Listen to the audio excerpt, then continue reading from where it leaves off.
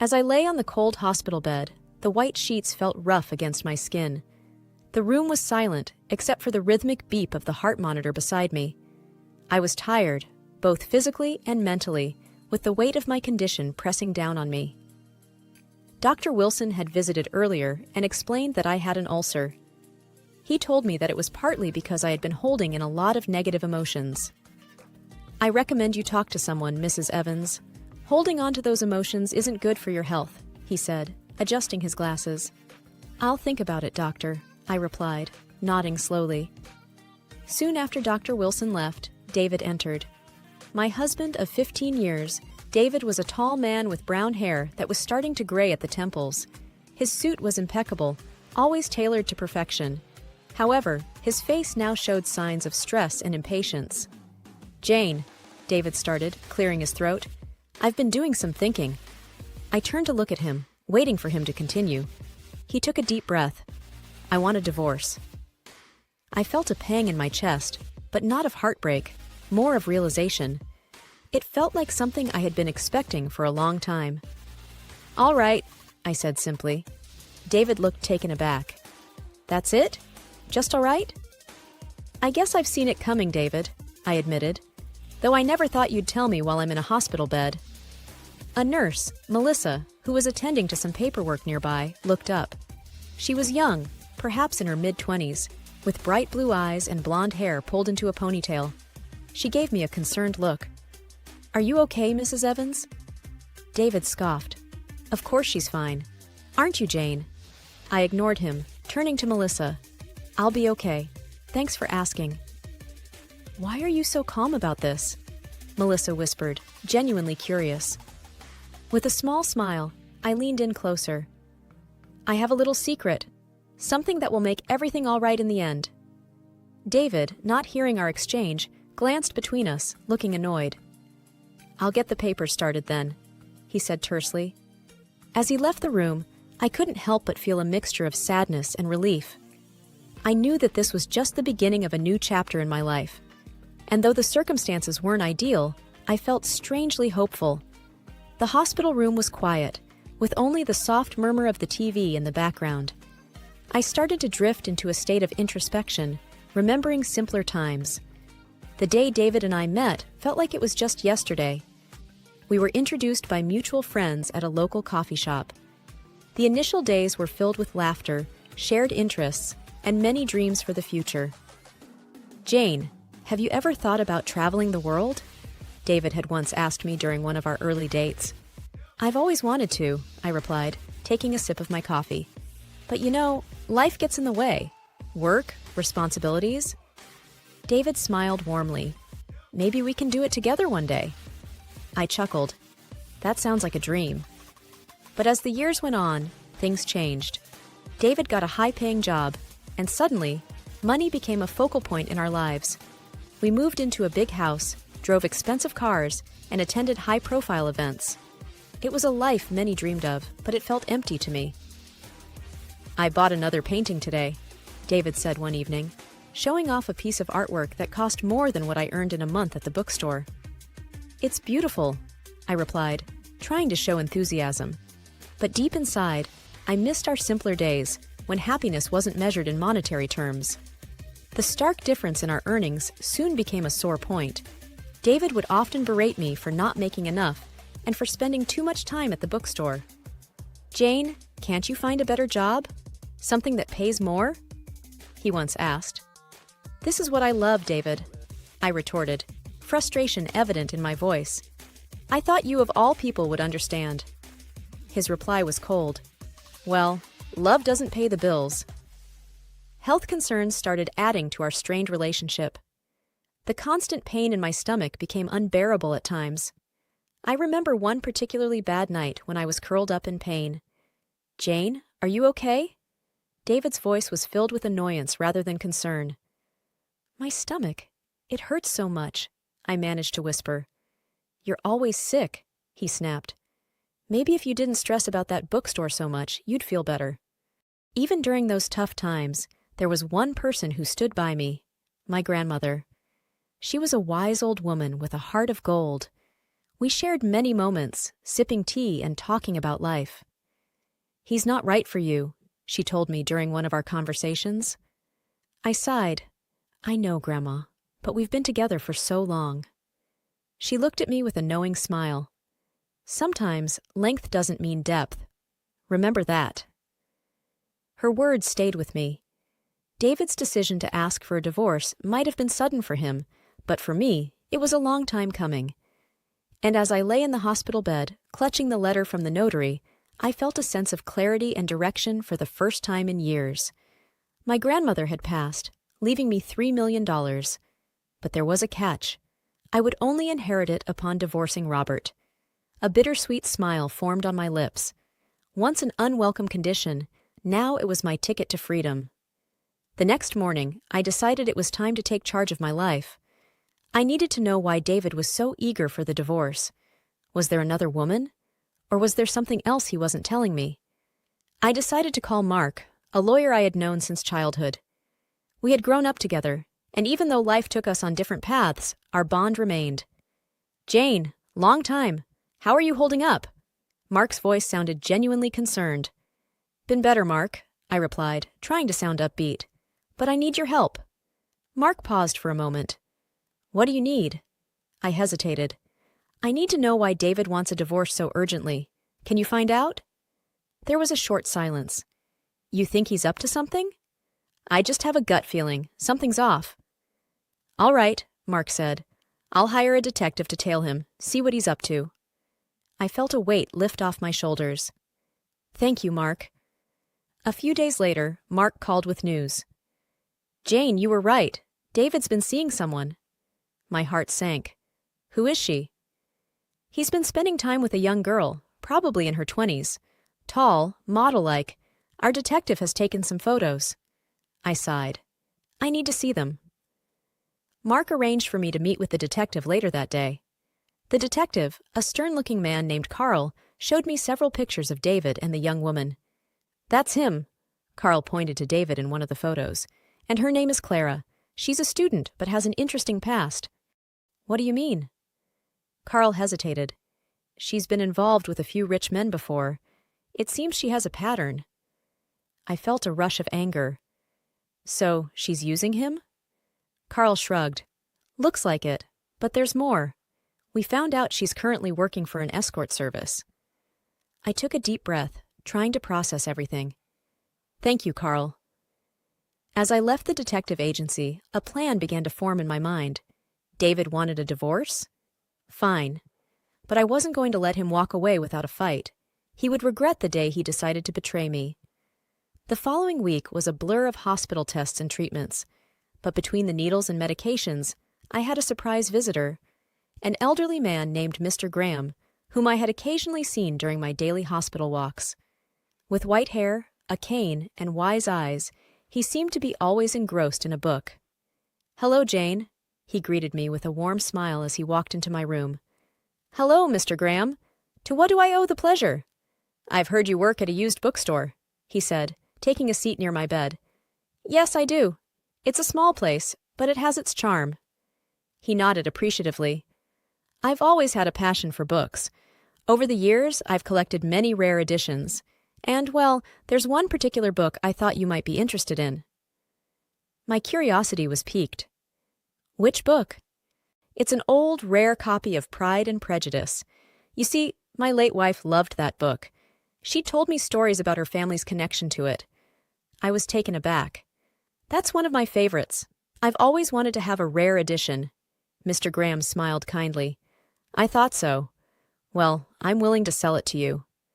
"That's a generous offer," I said, my heart racing. "But there's a problem.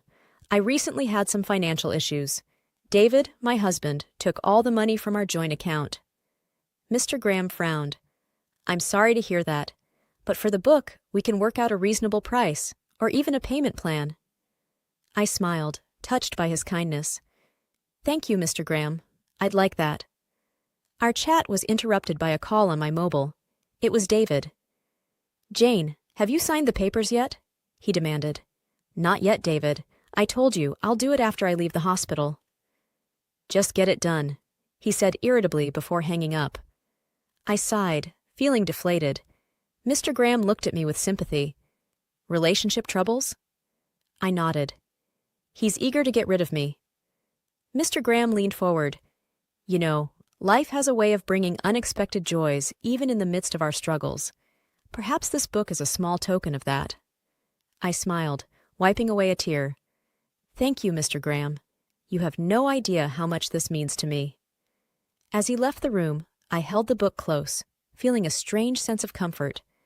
In the midst of chaos and heartbreak, this little piece of literature became a beacon of hope. After my release from the hospital, I met with Mark to strategize our next steps. The evidence against David was strong, and I was ready for confrontation. Mark handed me a file. Everything you need is here. Pictures, documents, everything. I nodded, feeling a mix of anxiety and determination. Thanks, Mark. I appreciate everything you've done. He looked at me seriously. Just remember, be strong. David might try to manipulate or guilt trip you. I'm ready, I affirmed. The confrontation was set for an upscale restaurant downtown.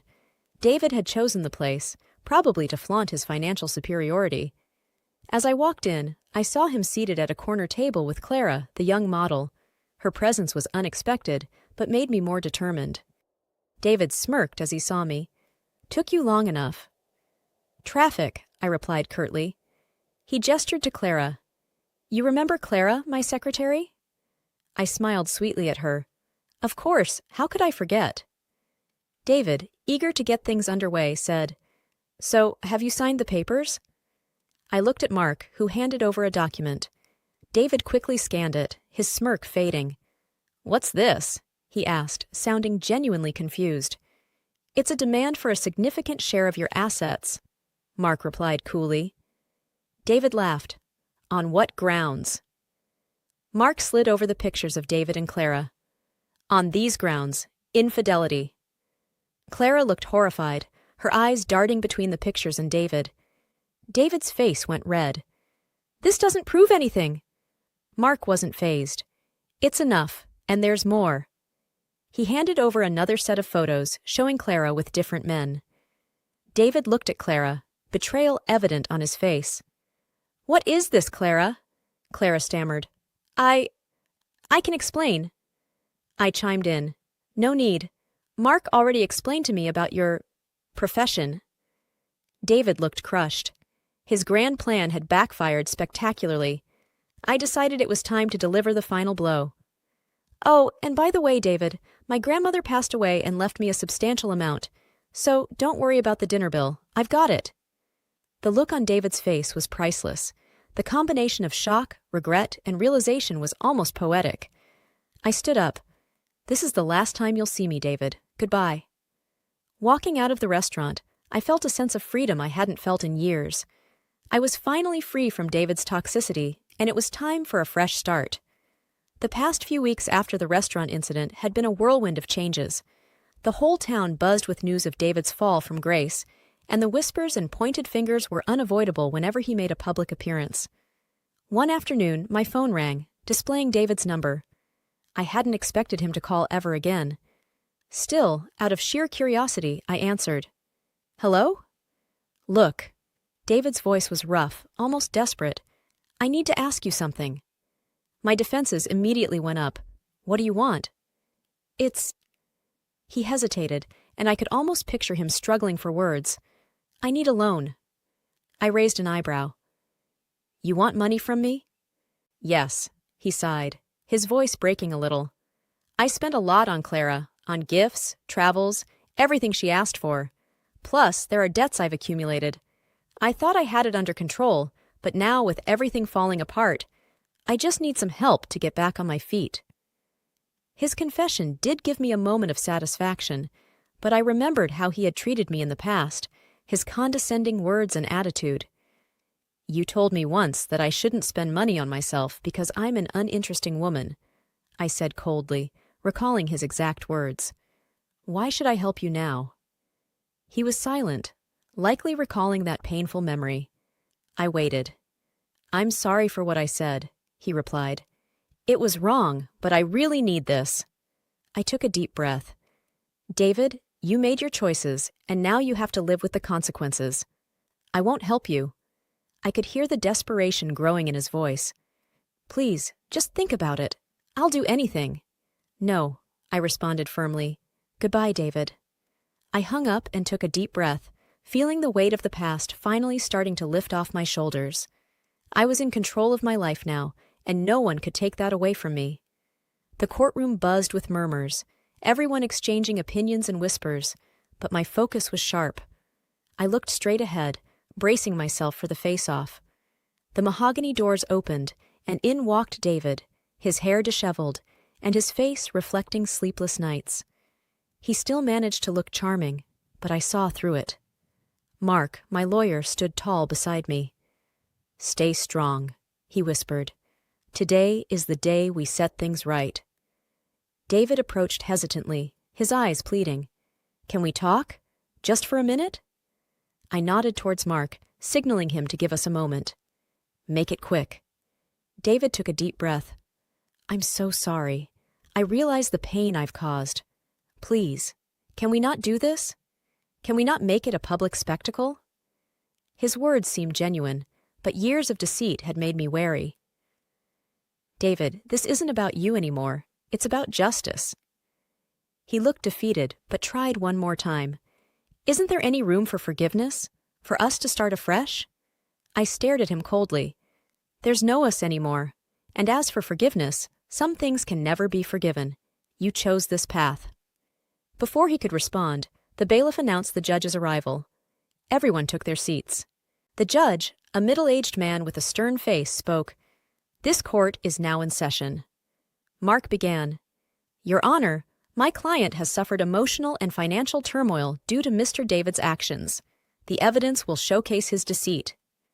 David's attorney tried to interrupt, but Mark continued, "Your Honor, we have photographs, bank records, and messages that point towards Mr. David's consistent betrayal." The evidence was presented, one piece after another, creating an irrefutable chain of David's misdeeds. David looked shattered, realizing the gravity of the situation. "Your Honor," he began, voice shaky, "I admit my mistakes, but I beg the court and my wife for leniency." Mark countered, "Mr. David is only remorseful because he got caught. Had any of these deceitful actions not come to light, he would have continued his ways." The judge, after pondering for a while, said, "Given the overwhelming evidence, this court grants the divorce. Mrs. will receive 80% of the combined assets." David was aghast. "This is extreme." I stood up, anger evident in my voice.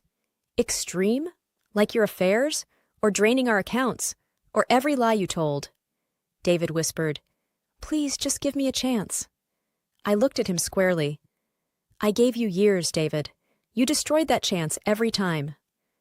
Walking out of the courtroom, Mark congratulated me. "You did great. This chapter is closed." I nodded, determined. It's time to rebuild and move forward, without him. The sun outside shone brilliantly, signaling a new dawn, and for the first time in years, I felt truly free. The sky was a bright shade of blue, and the air was fresh, with a hint of morning dew. It had been a month since the court case, and the world seemed different to me. I was sitting in a small cafe near the beach, enjoying a cup of coffee, watching children play in the sand and families laughing together. Sarah, my longtime friend, joined me at the table, her presence always a comfort. "How does freedom feel?" she asked with a teasing smile. "It feels like breathing without any weight on my chest," I replied, taking a sip from my mug. She chuckled. "I never understood why you held on for so long." I sighed. "Neither did I, but it's in the past now. I'm just focusing on what's ahead." A small boy, around 6, ran up to our table, his sandy feet leaving prints. "Excuse me, ma'am. Can you help me build a sandcastle?" I smiled at his innocence. "Sure, why not?" As we sat building the castle, Sarah watched with a soft smile. "You know, you always had a way with kids. Have you thought about what you're going to do next?" "Actually, I have," I began, molding the sand into a tower. "I'm thinking of starting a community center for children, somewhere they can come, learn, and play." Sarah looked pleasantly surprised. That sounds amazing, but it's going to be a lot of work. I'm ready for it. I've been tied down for so long. It's time I did something that truly matters. The day wore on, and Sarah and I talked about everything under the sun, memories, future plans, and the latest town gossip. Later, as the sun began to set, casting a golden hue on the horizon, I stood up, stretching my legs. You know, Sarah, it's moments like these that I miss the most. Simple, peaceful, just enjoying life. Sarah nodded.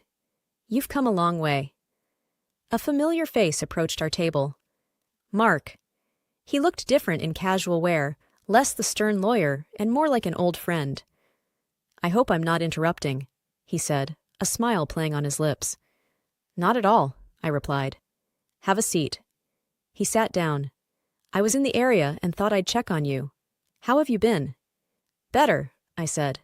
Much better. Sarah, always the tease, chimed in. You two should hang out more. You're both single, after all. Both Mark and I blushed, exchanging an awkward glance. Well, we can always start with a coffee, Mark suggested. I laughed. Sounds like a plan.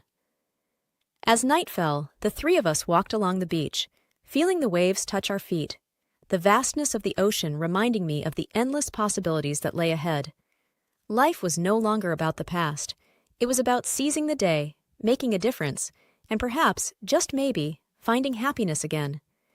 Days turned into weeks, and weeks into months.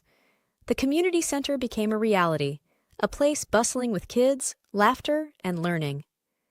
Mark and I grew closer, our bond strengthened by mutual respect and understanding. One evening, as I stood on the balcony of my new home, looking at the vibrant colors of the setting sun, Mark came up behind me. You've done it, he whispered. I turned to face him. We did it. Together. He pulled me into a hug, and we stood there, looking out at the horizon, knowing that the past was behind and a new dawn awaited. And as the first stars twinkled in the early night sky, I realized that sometimes endings are just new beginnings.